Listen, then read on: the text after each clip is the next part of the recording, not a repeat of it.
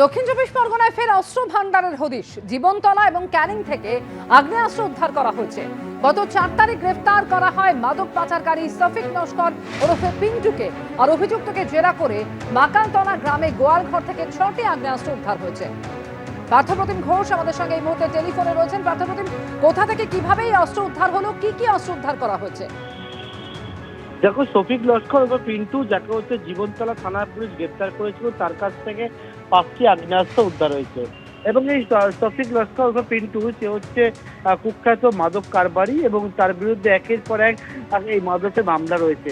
তার কাছ থেকে 5টি আগ্নেয়াস্ত্র পুলিশ হচ্ছে উদ্ধার করেছে। এবং যেমনটা জানা যাচ্ছে যে জীবনতলা থানা এলাকার মহাকালতলা সেই গ্রাম, সেই জায়গার আর হচ্ছে একটি গোয়ালঘর, সেই গোয়ালঘরের মধ্যেই অস্ত্রগুলো রাখা ছিল। পাশাপাশি যখন জীবনতলায় অস্ত্র উদ্ধার হচ্ছে, তার কাছেই হচ্ছে ক্যানিং। সেই ক্যানিং এ বাবলু মণ্ডল নামে একজনকে গ্রেপ্তার করা হয়।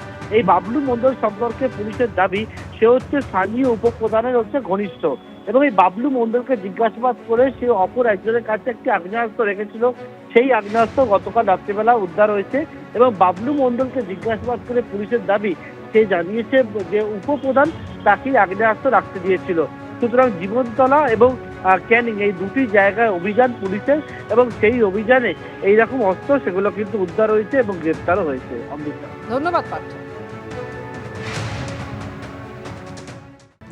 অন্যদিকে ভবানীপুরে বিজেপি সমর্থককে মারধরের ঘটনা, সেই ঘটনায় গ্রেফতার করা হলো অভিযুক্ত যুব তৃণমূল নেতাকে। পুলিশের জালে 73 নম্বর ওয়ার্ডের প্রাক্তন যুব তৃণমূল সভাপতি সন্দীপ সাউ। আক্রান্ত বিজেপি সমর্থকের মায়ের শ্লীলতাহানির অভিযোগ উঠছে। মারধরের জেরে চোখের নিচে 5টি সেলাই আক্রান্তের। আমার স্ত্রীর সঙ্গে দুর্ব্যবহার করত তৃণমূল নেতা সন্দীপ সাউ। প্রতিবাদ করায় ছেলেকে মারধর করা হয়েছে বলে দাবি আক্রান্তের বাবার। মারধরের অভিযোগ যুব তৃণমূল নেতা সন্দীপ সাউয়ের বিরুদ্ধে। ভবানীপুর থানায় এ নিয়ে অভিযোগ দায়ের হয়, তদন্ত শুরু করেছে পুলিশ।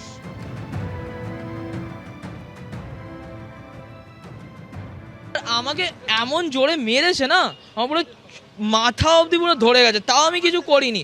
2-3বার অবধি মেরেছে, আমি তাও কিছু করিনি। এবারে মারাতে এবারে কি হয়েছে, আমাকে মায়ের সামনে ও অকারণে মারছে। অকারণে মানে কোনো খিস্তি, মানে বলছি কি আমার বাবাকে চিটিংবাজ, আমার বাবা নাকি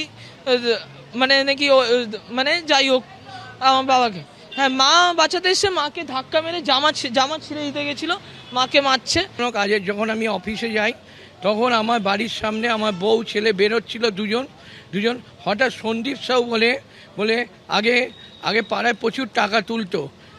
উনি আগে তৃণমূল কংগ্রেসের ব্লকের প্রেসিডেন্ট ছিল।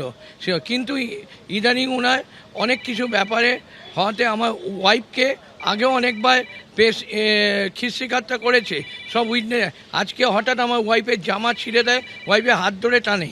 তখন আমার ছেলে প্রোটেস্ট করে, ছেলে মোবাইলটা নিতে গেছে, মোবাইলটা ভেঙে গেছে, হাতের থেকে ঘড়ি ভেঙে গেছে এবং জামা ছিঁড়ে রক্ত বয়ে গেছে, চোখের নিচে 5খানা টিচ হয়েছে। ওরা মেন অভিষেক বন্দ্যোপাধ্যায় লবি করতো, এখন কি করে জানি না। ও ওখানকার ব্লকের প্রেসিডেন্ট ছিল 73 ওয়ার্ডে। এবিপি আনন্দ এগিয়ে থাকে, এগিয়ে রাখে।